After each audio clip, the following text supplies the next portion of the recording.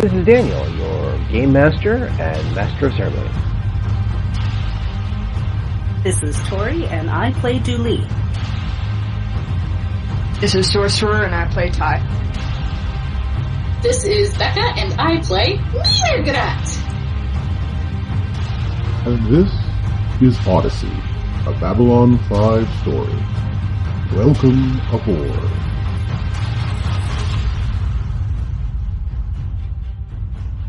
You have never heard of this cafeteria, kingdom, shura, whatever.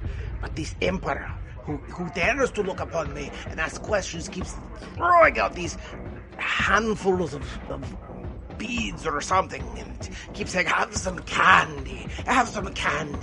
Who are you to give candy to these people, huh? You don't give it to anybody else, you just give it to these people? I don't think that's good governance as we see it. I abide by my emperor's wishes when it comes to candy. There you are. It is time once again. I am well rested. I am very much dealt with my hangover that lasted. What is it now? Ooh, how did they get to be this late? Anyway. We're here to hear more stories about the Odyssey, yes? The Odyssey. The TauMarie Celestia has reached a new place as we open our story again, yes.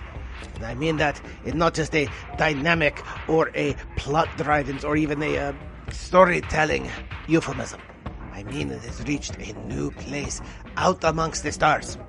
It has found a planet, or I should say 3 planets. There are rings interlocking in ways that should not be allowed to be gravimetrically. And yet, there they are. A place that light has gone out of a Minbari towards the planet. A place where they find themselves nowhere near any buoy or navigation portal or even a jump gate. They are nowhere. But that is not everything that has happened. We have people lost in time. We have people lost in their minds. It is so lovely to be lost, yes? I'm going to get lost in this drink, and then I will tell you a few things. But where to start this new season? Yes, where to start? So, let's start with first things first. So, let's start with Dooley. So, when last we left you, Dooley had chased down, completely forgot. Right out of my head. I hate when that happens. Had chased down the Minbari religious caste who had been holding on to the last of the Vorlon energy, which again is not a Vorlon or anything else like that for you purists out there. It was a fragment of a fragment of a fragment, very much like they used to send out small seedlings of themselves to act as eyes and ears subvertly. This one was essentially, as far as anyone could tell, had just a little bit left and was wanting to, as has been heard from the last bit, go home. However, let's start with Dooley, who watched all this happen, was on the bridge, helping to try to restrain the Minbari, who is known as Milgram. Milgram, however, actually threw Dooley against the control panel to hit the jump gate button to get us to get everybody off the space lane and into this strange new space. So Dooley had to basically wake up after that, after kind of being knocked unconscious. Dooley, you are currently the one having the biggest view of what's really going on. Denny is there, the captain is there, most of the bridge crew are still there, looking out at this new planetary system that nobody has ever heard of. The 3 planets that you guys can see rotate each other and have rings, but the rings are actually interlocking. So it's like 3 planets chained to each other by some methodology. There is a scan of multiple moons. But again, this is a system that should not be by gravimetric forces alone. Yeah. And yet, here you are, staring out of the bridge, looking at this with everyone else pretty much dumbfounded. Okay. So, I know you probably feel kind of out of your depths at the moment, but what are you thinking about doing at this point? Do I know anything about how a bridge works? I mean, I'm assuming this is the first time I've been on one. Quite possibly. You've been on ships before. You probably have not been on a bridge, but you probably. I don't think you have any points in pilot, correct? No, I don't. I mean, I'm well traveled, but actually, I do have a rank in pilot. Ooh. One rank in pilot. You probably have an idea, but it's the difference between riding a tricycle and riding a Harley. So I'm going to look around for what looks like, to me, a navigation screen. And I'm going to walk over to the person who's in front of that screen and say, where are we? So, when you walk over, the captain immediately goes, wait, what? You look over you find basically what a navigation panel might be. It's not the actual pilot. There's an actual side panel for navigation, which deals with like a 3D structure or 3D imager of, okay, here's where we are, here's everything else is. It looks very much like a tactical screen rather than a 3D rendering. Okay. When you do the quick navigation, they look over and say, you say, where are we? Person taps on a couple of buttons. I don't know. It'll take a while before we. It takes the system a while to calculate the star position, so we have an idea, but we still have to figure out which star is which by 3D imaging. So, as far as I can tell, we're on like the far side of the galaxy. Time and figure out exactly where we are. Maybe by, I don't know, looking at where we were and how we got here. The navigator turns around, says, he looks over, kind of looks past you for a second, says, Captain, do you want me to explain it to her, or do you want to? The captain's like, literally doesn't say a word, just, points, does the go ahead gesture, and says, when you travel in hyperspace, you don't travel through normal space. Measurements don't work right. We don't know why or how this is, but that's why we have to keep to the beacon. It navigates us from one jump gate to another, and that's how we find out where to go next. Occasionally, you can go a little off the beaten path and set up a new jump gate that helps correct and create a new beacon. But there's no beacon here. There's no jump gate here. There's nothing. I understand that, but you can look at the point where we exited. Look where we are now. We have a trajectory. Exactly. We have a trajectory from where we exited. That's where the computer's trying to figure out based on star locations.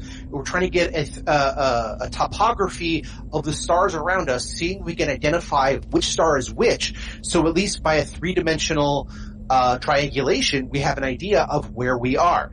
That star, when you look at a constellation from the Earth, those stars are in that shape. But if you look at it from another place like Mars or Venus, they look different. That's what we're trying to figure out. And it's going to take the computer, since I don't recognize any of these stars, he points down to the planet, that shouldn't make any sense whatsoever. So as far as I'm concerned, we're in Wonderland. I'm just trying to figure out if we're near the Queen's Castle or closer to the Jabberwocky.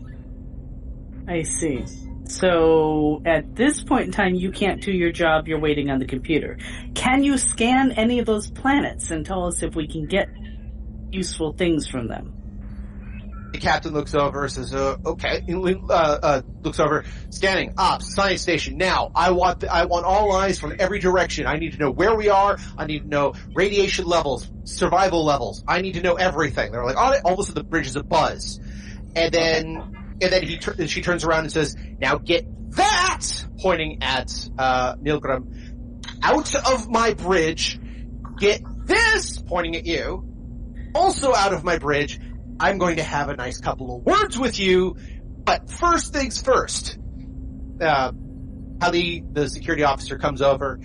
She actually, huddles about 7 or 8 security people to drag Milgram out. he doesn't like put any resistance, but he put up a hell of a resistance a few minutes ago. So they just like, oh, you're coming with us.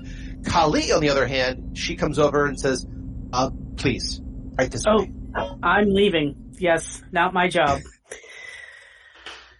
So Kali actually takes you to the security station, doesn't put you in a cell, just kind of puts you in, kind of an interview station. It's not like a place where they grill or do, put a light over you and ask you where were you on a certain night. It's kind of close to a sit you down at the desk and give you a cup of coffee. Mm-hmm. So they said, okay, do you know what happened there? We're kind of a little lost. Okay, let me never say that phrase again. We're a little out of our depth. I only have pieces of it, and I don't have all the pieces yet. Well, I will give her a brief outline of some of the things we've experienced in the past 3-4 days. How long has it been? Honestly, it's been a couple of weeks. Oh, has it? Okay, so 3 or 4 weeks. I will explain about what I am supposed to be doing there, how we found out that the drug affects the pak'ma'ra and how they got involved, and how I suspect, I don't know, but I'm not sure, that my friend Mirgaret has some sort of psychic visitor that talks to her at times. How we hired Ty to help us move about the ship, and I will tell her a lot. Okay. So. Is there, I guess the other question in this case, is there anything specifically you leave out? Yes. I can't remember the guy who we were supposed to question for those drug dealer people. Oh, guys, question for the drug dealer. Penny. Notes, please. It's been a couple weeks. Benny. It was Benny. Benny. Benny, yes. I leave out Benny entirely. Okay, yeah, because you don't want to have to explain the fact that he may be floating out in space somewhere. Yes. I leave Benny out entirely. I leave out... No, that's pretty much it. Just Benny. So. Okay, and since you leave out Benny, how do you describe getting into this situation? Getting into this one? Yeah, with the whole, that's true. You actually were looking for the source of the drug. So again, yeah, that's fine. No, I can leave it without Benny in there. Okay. And every time she raises an eyebrow, I'm just like, I know, and I keep going. So for basics here, let's get a dice roll. Let me get your diplomacy. It's been a long time since we've rolled here. It's been a long, long, lonely time.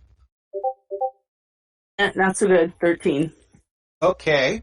She listens intently. It's like, okay, so that happened, and then that other thing happened. Okay. You can tell that she's not sold on all the ideas, but at the same time, even she says, we just had something weirder than I could imagine happen. So, you caught me on a good day. Yeah, I'm not entirely sure I'm that good of a liar that I can make all this up and sell it to you. So, if I can't sell the truth, I'm not going to be able to sell a lie. So, there you go. I understand. I do. As a fellow Narn, I understand, and I also accept that you were doing something for us as a people. I appreciate that. I wish you would come to me first, but I understand being undercover. I have my orders. However, it looks like none of that's going to be of issue for the time being. So, how does the Mimbari and what he did get wrapped up in all this? I think he also has some sort of psychic visitor in him, but I'm not sure. And out of character, I can't remember. Oh, no problem. It's okay. It's been a couple of weeks. I understand. We record things around other schedules, so yeah, I get you. All right, but yeah, you had gone to him because of some of the leads based off of what you guys saw from Mirgrat and all those connections. So, yeah. So after all this, she kind of nods and says, all right, so you're just kind of in the middle of all this. You're not the creator of this or anything else. I'm going to have to ask you, like, she actually stops and says, where would I go? Exactly. It's not like you were, going to grab a shuttle and go somewhere, but if you could bring your friends so we can talk to them, get another perspective on this, and then I'd like to say at least keep generally towards your quarters, but again, you're not going anywhere. I don't think you could hide at this point anymore, so I'm not too worried about that. We got a ranger on this, so if nothing else, they'll find you. All right, so we have other issues to bring up. Got it. So I will bring in Mirgrat and Ty when I can find them. Understood. Which, by the way, is a great segue to Ty. So, just the phrase, I'll bring in my friends Mirgrat and Ty when I can find them. Ty is now in a strange new body. Your neck is very long. Your hands make no sense whatsoever. You're fairly certain you can now see in 4 directions at once. You've picked up a new sense of vibration, and you're fairly certain now you can see things in the X-ray range of the spectrum. At the same time, it's taken you a few minutes to figure out how to get to the door. Man, Mira would be so fucking jealous if they knew.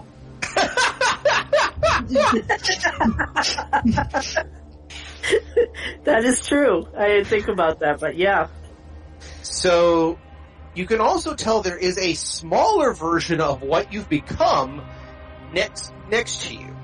Not far away, at least. There is something... The word bed doesn't really apply here based on everything else. Nest would be closer. Everything is triangular. Everything around you is triangular. The room, the doorway, everything is triangular. Even the windows that look out on the searing red sun. Is the sun triangular? Sorry, what? Is the sun triangular? That would be weird. So no? No, it's a normal spherical sun. It's very difficult to get angular geometric shapes in a vacuum. I'm just saying at everything. So the smaller one next to you looks up, and its mouth mandibles vibrate in this strange cooing and hooting noise, not unlike a pipe organ that had been reduced to the size of a mouse. But, for some reason, you understand that piping. And what the thing is saying is, Mom, is that you? You're just having a weird dream. It's gonna be fine later. Okay, Mom. This is a weird dream. It's a very weird dream. He holds up his hands. Well, one is a claw and the other is a collection of flutes. With that also act as suckers. And then the third hand comes up, which also has another claw on it. And he's like, this is really, really weird. I'm kind of freaking out a little bit. Okay, more than a little bit. Can you just wake me up? I don't know what happened. I don't know how I got on the ship. I don't know what. And I don't know why I'm here. And there was a guy with the blue gem, and he held our hands, and now we're here, and we're not there.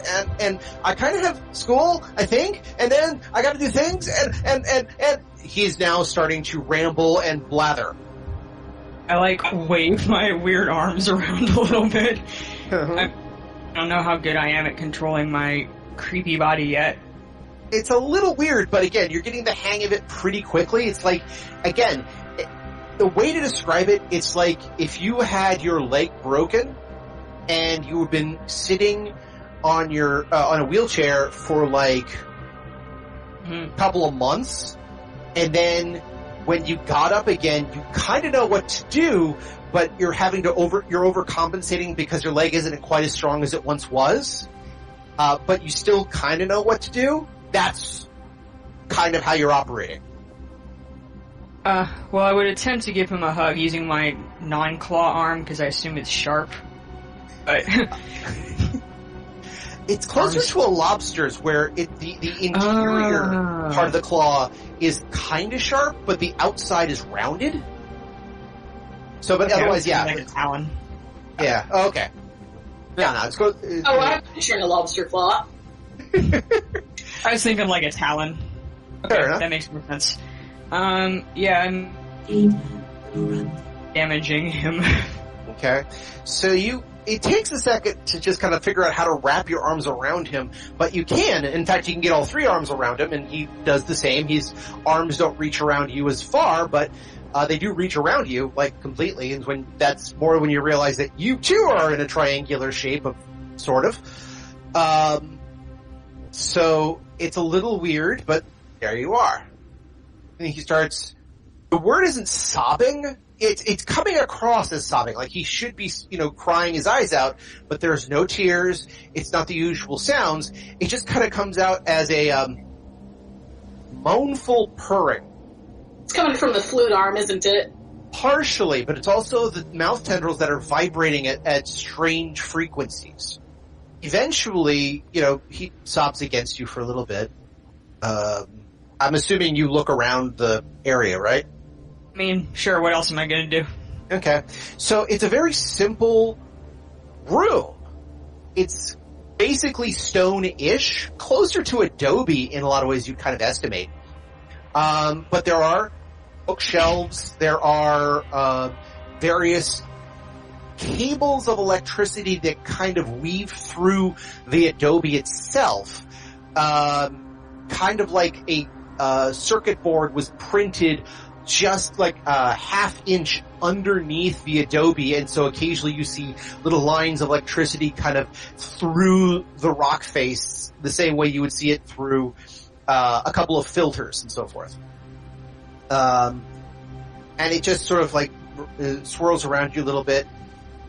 Again, there is a window, there's a door, you see the very red glowing sun out there, but if you turn your head to look, which again takes a little bit because your neck does some weird shit now, but when you go to out to look, you notice that this is part of a much larger city. You can see a bit of a balcony outside the window, and beyond that, this whole adobe triangular pyramids, smaller pyramids, just goes off in the distance. Some of them are black, some of them are a deep reddish color, some of them are brown. Everything looks, for lack of a better term, baked. Like really, really baked. Not high baked, but as in left in the sun or left in the oven too long baked. So, But after a few moments, as you look around, the door opens, and it actually does open with a hiss too, like a good old fashioned Star Trek hiss, and another thing that kind of looks like you comes in. At either side of the door, there seems to be a couple of other things that also look like you. And it looks over, kind of nods its head, back and forth. When did you come from? What? It blinks all of its eyes again and processes. Where were you a few moments ago? Where were you a few moments ago? I love how no matter what body Ty is in, this is her default way of dealing with questions. Literally. Which, by the way, Go on the Ty, attack. Well, it's going to be very difficult for you to figure out with these new claw hands and the new other hand that's full of piping organs to figure out how to give the finger. Oh, there's a way. One way or the other, you will find a way. Basically, it looks. I know this has been shocking, but you've been given a great service here.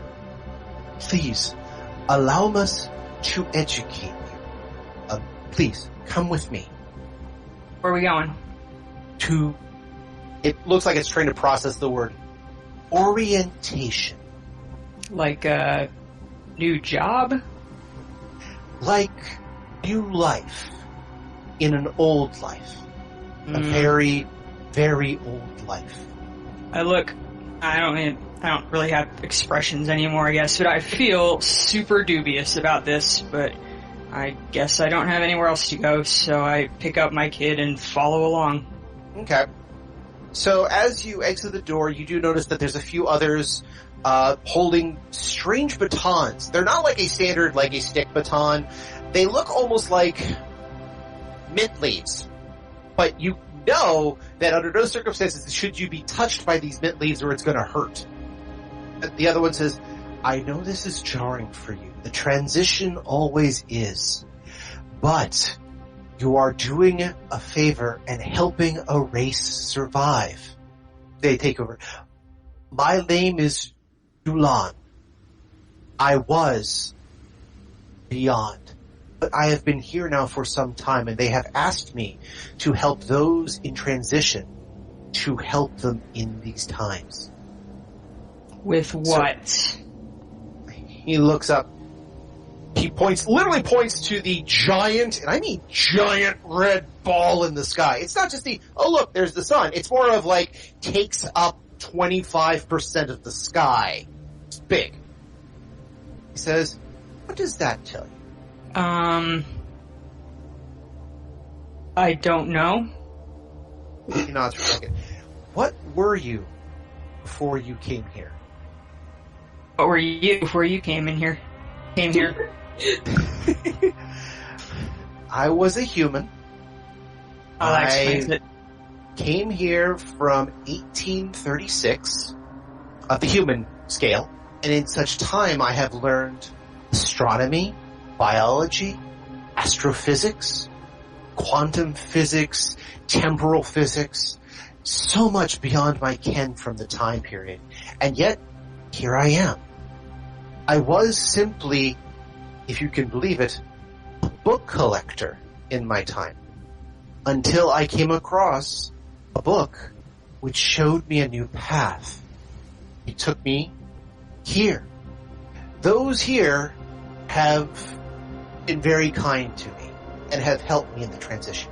And they asked me to do the same, so they may learn of our time, of my place, of my existence. I perhaps should explain. Yes, you probably should. Side note, this is not going in the recording. I could not come up with anything better, so I'm running with the original names. I should be like doing these standard, this isn't Superman, this is Ultraman. But I could not come up with anything that didn't sound completely and totally ridiculous, and I couldn't write those down. So I'm going with the originals because they're now public domain too, and who gives a hell? God love public domain. Oh yeah, public domain. Yeah. These are the Yithians, the great race of Yith. I should probably explain a few things. Above, you see our sun. It is swollen and red. From your time, did you study the stars at all? No. I mean, no more than anybody else. But you are a space pilot, though. So you probably do some basics about stars. She's not like a physicist. It's more like being able to read road signs, I would imagine. Gotcha. He says, when a star increases in age, it gets darker and larger and darker and larger.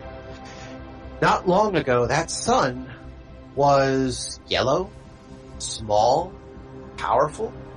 It's now gotten cooler it has now gotten larger, and one day soon will either envelop this planet entirely or go supernova. And this planet, the star system, everything about this area goes away. Just gone. Right, so let me get this straight. You brought me and my kid here to this planet where your fucking son is about to go away and kill everybody. He looks at you kind of strangely. Did they not explain this to you? Apparently not. The Ithians are trying to escape, and they cannot use the usual modes of space travel. They have figured a way to escape their fate to make sure they all can survive. That was the book. And so they're trying to keep their culture and their species alive by using the exit that you have used. They're trading your time here so they could scout there to see whether or not it's available for them to jump. Does that make sense? Not at all. So they're coming back here?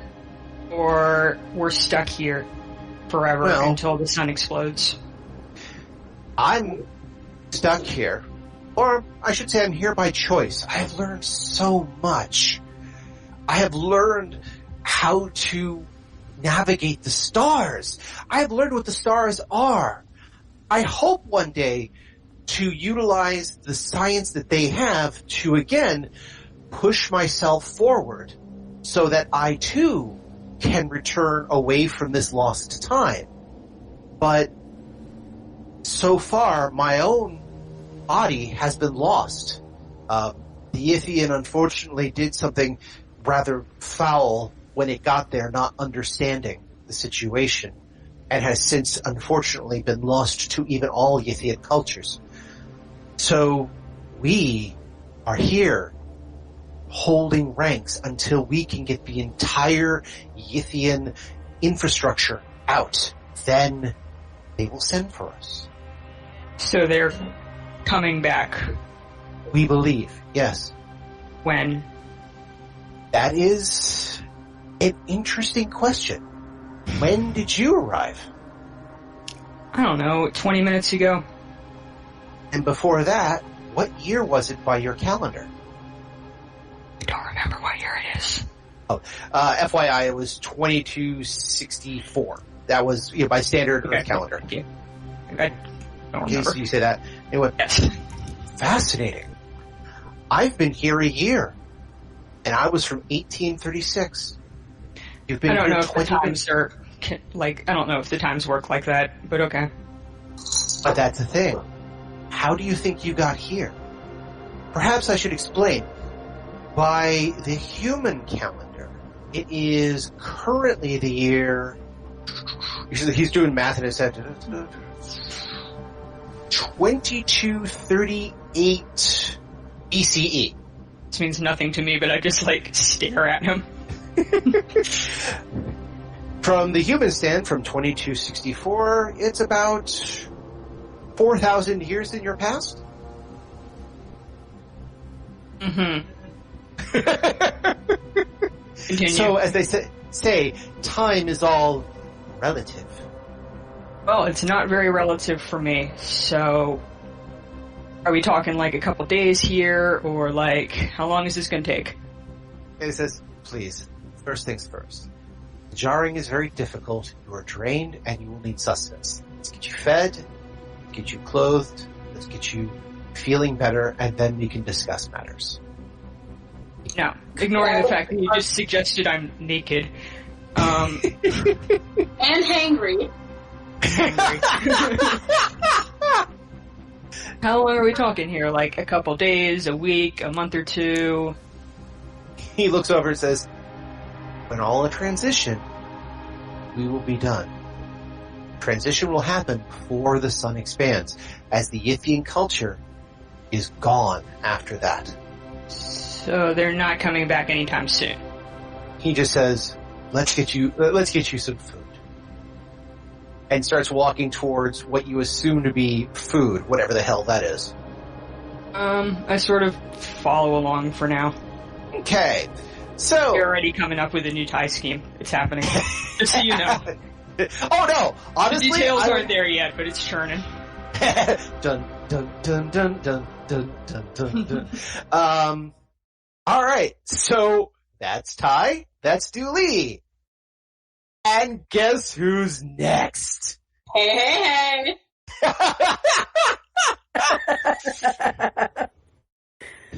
By the way, was that a "What's Happening" reference? No, that's just a thing I do when I'm enthusiastic.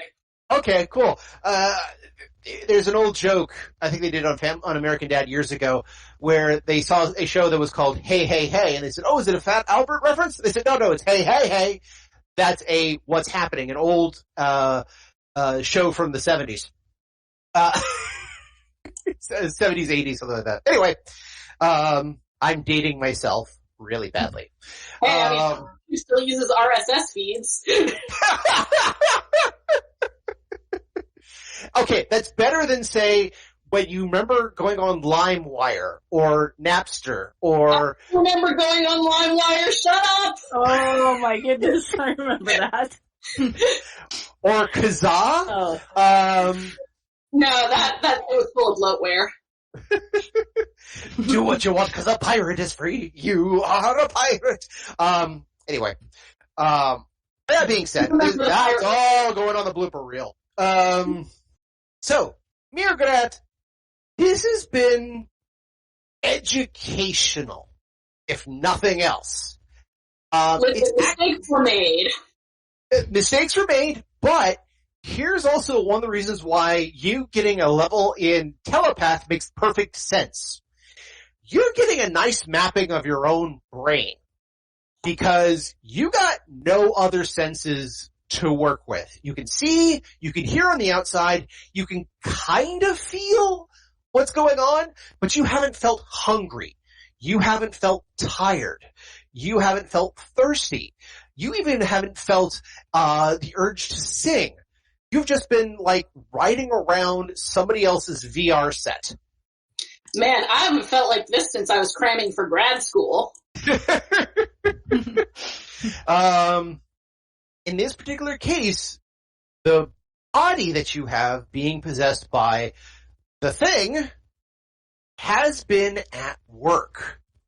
The groups that you've been working with have been very helpful. Besides the fact that you are now kind of the de facto gangland boss in this as your other being who still gives orders with your voice box. So I'm just going to say it. It's bizarre. Anybody listening to you, they're expecting, I would like to talk to you about it. And get, hi, I would like to make sure these people are killed in this particular way. Can you do that for me, please? Oh, and make sure I get as much hands up on biomedic gel as you happen to have available. I appreciate that this murderous thing that is currently borrowing my body is still being polite about it. That's important to me. I don't want to burn any bridges here. You don't want to burn any bridges in that murderous spree happening in your name? Listen, I feel like people are going to get over a pak'ma'ra going around eating a couple of randos. Like I could probably, write that off. But, basic manners are very important. Fair enough. It opens up a couple of books that the Marcab used to have. That he's now dead and currently rotting in the corner. So, lunch in a little while. But his desk has been filled with formulas, calculations, and things that look oddly like esoteric symbols and sigils and so forth. There is a lot of stuff that kind of reminds you of ancient legends in these materials, but you're understanding it from a little direction on how they are, in fact, biochemical concoctions and instructions for creating new matter, more biomatter. Again, everything on this thing is either dealing with the mind or construction and includes how to create the amber from the rock seeds and the rock shapers by basically converting rock to organic and back to a rock formation, which is why a lot of the structures come out as kind of crystalline rather than, organic. Is the entity still trying to eat all of the Markab's shit? All the amber he has, or eat the Markab? And stuff. It was, but it's still going over things, but as it tears it out to see what needs to be eaten. It's not like it's going to go for its tax returns. Okay, so I do want to put in a request to the entity that is currently using my body to stop eating the stuff for a few minutes. Okay, give me a persuasion check. Actually, a telepath check followed by a persuasion check. Okay, by persuasion, I think that's diplomacy. Okay, so, first off, telepathy. Good thing I decided to sink points into that. 29, baby! Nice! So yeah, basically, you sank a bunch of points to it because in the time period that you've been pushed back, this is how you've been able to communicate, so this is the other reason why taking a level telepath is good. You've been pushing yourself, essentially, to try to establish communication, and it's taking a little while. A lot longer than it should be. I mean, this is new for me. Mm-hmm. It's new that you have to rein your own body in. I mean, listen. I'm not going to pretend Mirgot's never experimented with drugs, but this is a new sensation, yes. Fair enough. She is an experientialist. She likes new experiences to understand them, as it were. Yeah, and also it's a social thing, so I'm sure that, interacting with beings of other cultures, there's been some kind of circumstance where it's been socially beneficial to just have whatever everyone else is having. Mm-hmm. Well, again, it's like if you go to certain areas in the U.S. or in Europe, if you don't have a beer in front of you or some form of or wine, those are considered poisonous drugs on a biological level, and yet it's really socially acceptable. In fact, it's encouraged to imbibe them. With all this which has been going on, you've had to push yourself a lot to get the communication going between you and the thing. So that was the communication. Now I need the diplomacy so that you can actually say, hi, maybe you don't want to eat the paper for X, Y, and Z reasons because, things. I just want it to wait on eating the paper. I want it to let me make copies and then eat the paper. Fair enough. Well, okay. That's not as good a roll. Not as good as a roll. That's okay. So, basically, as it tries to, you do the whole, please, I need to see that before you devour it. Just gotta get the echoey things in the background. It looks over. This information must be preserved. And in your own faith, things are preserved in the stomach. All knowledge is preserved in the stomach. Okay, I'm kind of pissed about this because this thing does not get to lecture me about my own faith. I need pak'ma'ra religion, mystic entity explained to me. Okay, my dude? So I think my response is going to suggest that that's fine, but you know what? Since this thing doesn't clearly have a grasp of the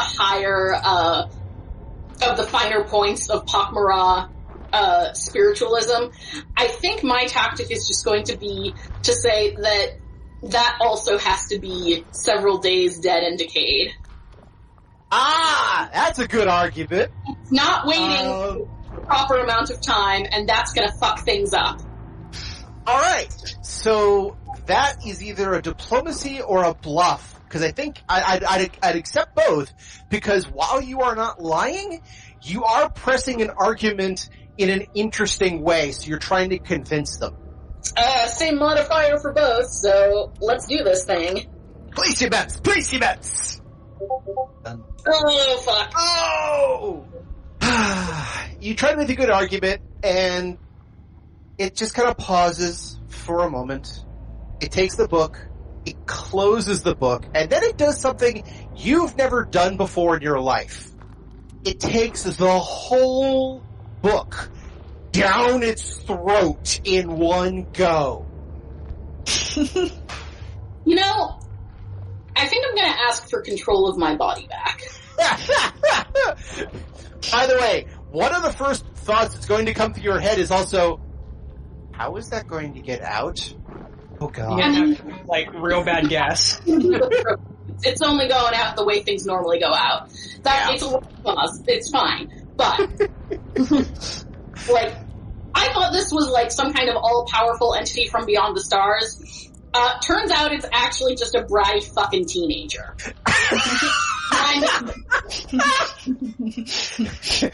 F-bomb number one! F-bomb number one! Yay! Okay, moving on.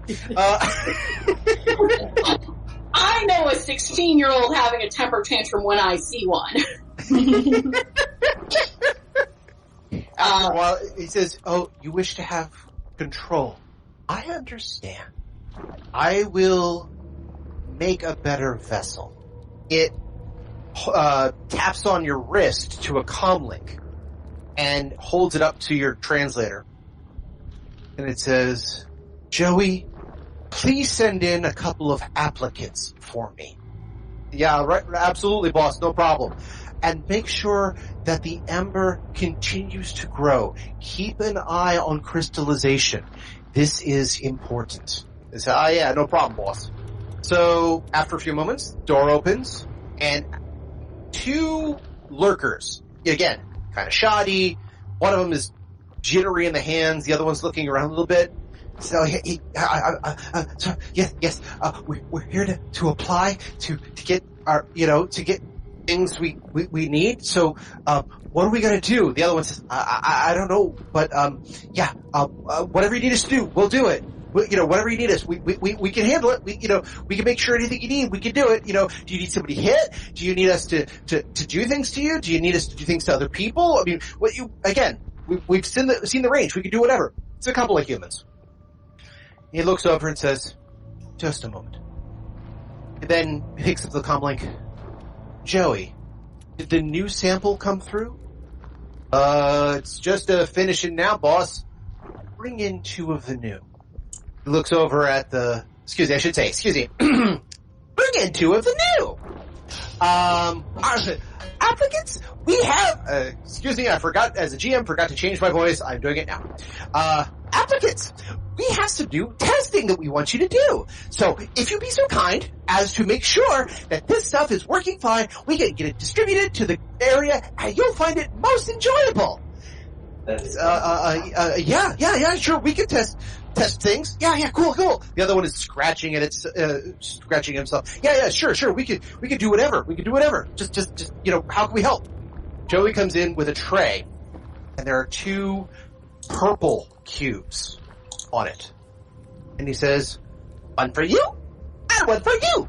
Please take them and throw them back. Don't lick them, just throw them in the back of your throat. Just like swallow them? Yes, please!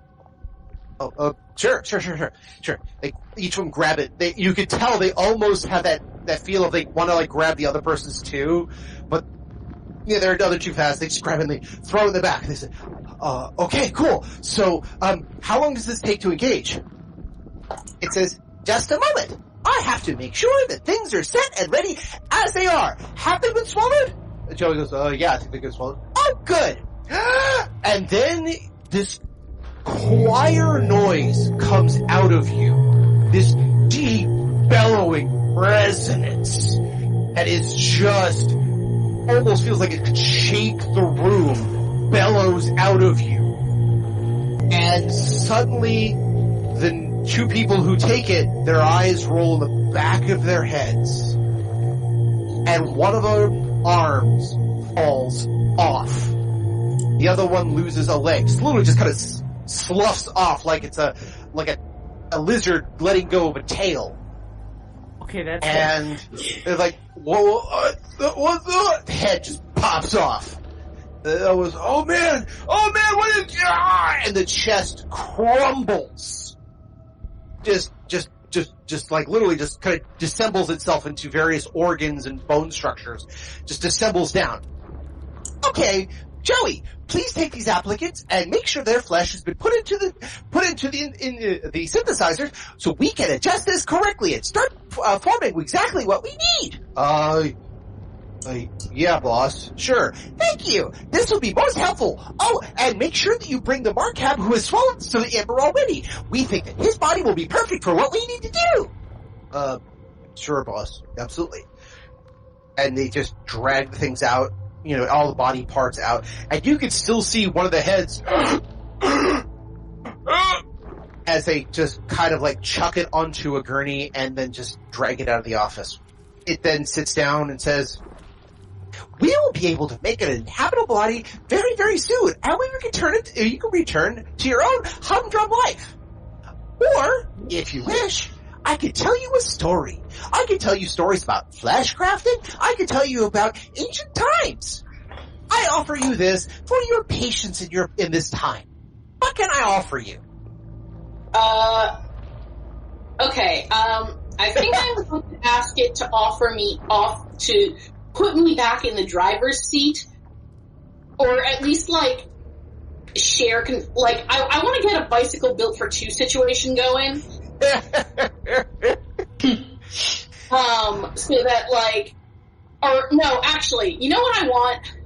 I want a situation in driver's ed where there's you're in the driver's seat, but the instructor has the brake that they can pull to stop you if you really fuck up bad. I want one of those situations. You want veto powers. Yes, I want veto powers. It says, you will, but not right now, simply because we have things that we need to do. We have ways... No, that's you have things that you need to do. I have a need to be able to pull the emergency brake. Why? Aren't you learning many good things now?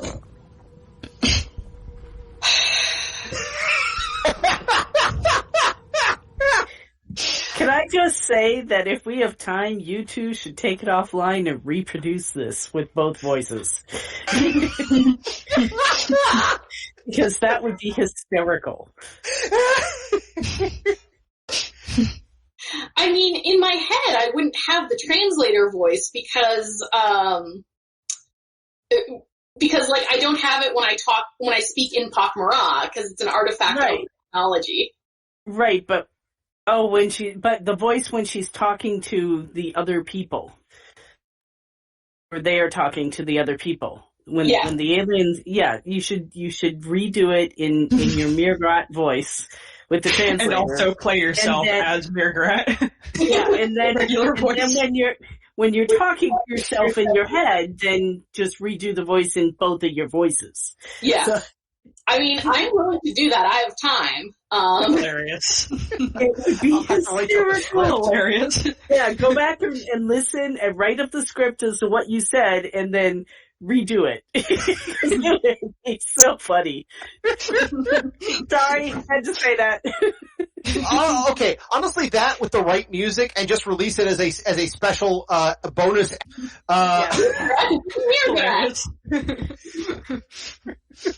Mirgrat versus Mirgrat. Already a comedy, so why not? Exactly. All right. So I think my response is going to be, learning new things is good, but only if your behavior does not endanger my research in a broader sense. Which research would you like to keep? Which research are you referring to specifically? My research into other cultures and the necessity of being able to interact with the variety of species on this ship in order to facilitate that. Then allow me to make a down payment in this situation. It literally sits in the chair, it pulls up a recorder, points it towards itself, to your eyes, and looks like it's dictating into your recorder.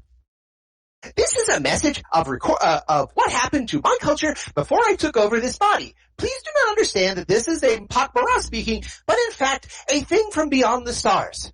We have no name, so I can't tell you what it is. But allow me to tell you a quick story. Okay, yeah, I'm on board with this. It won me back. Like, I'm no longer 100% on this thing, because I'm still pissed about it trying to appropriate my religion, but like, you know, I can live with this for now.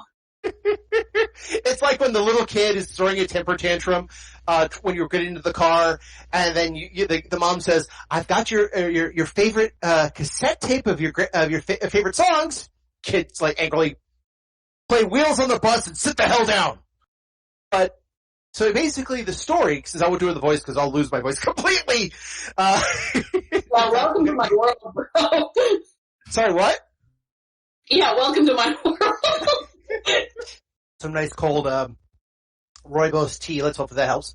Not as much tannins, but I'll figure that out. Anyway, the tale it tells is essentially this: eons ago, it was part of a race that was once visited by many of the first ones, as you understand it, years and years and years and years and years ago. During that time, they found that they had a useful operation that many of the first ones wanted and coveted. What the species was, what the things were flesh crafters. They were life architects. So, as they call it, these life architects basically would find a planet that would suit their needs. Primordial ooze, basic plant, maybe some vegetation or fungal life that they would then coax. And like a bad game of The Sims, on a biological level, they would coax various life forms, teasing evolutionary tracks to experiment with these life forms and see what they could create. Oh, They shit, thought this was... Spore. They're what? They were playing Spore. They were playing Spore but not as a computer simulation, as literally showing up to an island and said, let's see what we can have some fun with. Let's coax that DNA sequence there. Let's put that RNA sequence there. Oh, well, these two species should never connect. Let's splice them and just see what they can come up with. It wasn't so much that they were interested in perfecting the perfect body or the perfect soldier or the perfect mind. They were gaming, for lack of a better term. Playing fucking Spore. They were basically playing Spore, yes. However, and other races, particularly ones that had evolved beyond their bodies or needed things to act as their eyes and ears, amongst the younger races or amongst the other parts of the galaxy, loved these things because these things could create vessels for them, could go to a planet that they thought might be habitable and said, hey, can you make something that looks like this here? And these things would say, yes, of course we can. And they would cultivate various races. They would push them in various directions, help develop certain things. One race needed wings. They would coax them to wings. Another race needed a better immune system. They would coax in that direction. This race needed telepathy. They would coax in that direction. This one needs to be non-aquatic from now on. They push in that. And they were so good at this, they could cultivate these new modifications in a matter of a couple of centuries rather than a couple of millennia. Really just short term, coaxing these things. And when you're dealing with beings that are infinitely old, a couple of centuries is nothing. But after a while, according to the story, some of the other races got jealous.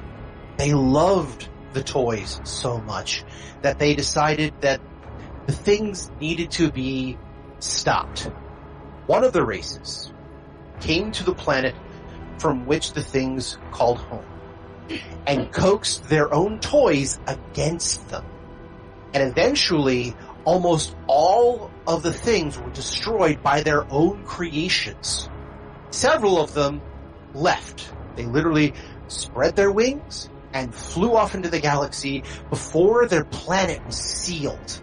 Their planet still exists out there somewhere, but it was sealed completely away by several of the first ones. They then went off to try to find other planets to cultivate so they could get the same situations they were in before. They found a couple, and they were down to their last 6 of themselves. 2 went off amongst the stars to try to find another place to make a outpost and try to cultivate other things. Hopefully to, merge, make faux things, as they would call them, and kind of restart their culture. 2 others were lost in the process, and one other allowed itself to be devoured so that the things it was creating could evolve in a better way. The last one knew that its body was failing, knew that eventually, after all it's gone through and all its knowledge, it couldn't sustain itself forever. There was a couple of planets that knew of its existence. Some of its creations was going to come and get it, and it knew it had no choice. It created rock seeds. The rock seeds were part of its own creation. If they could make biomass, why not they could do this? Make new homes for themselves. And it put itself in a rock seed formula in the hopes that it would manifest a new body over several centuries and millennia after all of its creations had long since killed itself. It got stuck there. And that's where you guys came in. As a matter of fact, actually, that's where the Markav came in, because some other species had sent it to the planet to find the rock seeds. It did. It helped create the amber, helped spread the amber, and once enough psychic energy could be accumulated from those taking the amber, it could manifest the way that you saw it at the time. And when you took the amber as a telepath, it got more and more of itself. And now it is waiting for the flesh crafting to help create something it can call its own.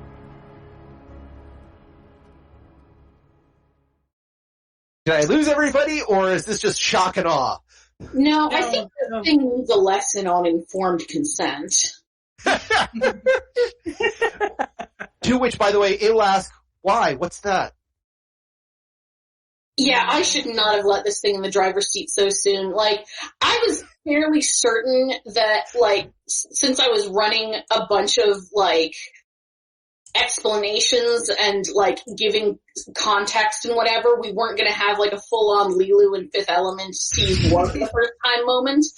But, like, I honestly didn't predict that we were going to be going in the other direction where, like, there was just some cultural gap that I hadn't anticipated vis-a-vis this thing thinking it's okay to just turn people into goo and use them to craft a new body. Live and learn. Yep. But that's some of the dangers of dealing with nigh unknowable alien things from beyond the stars. You know, little details.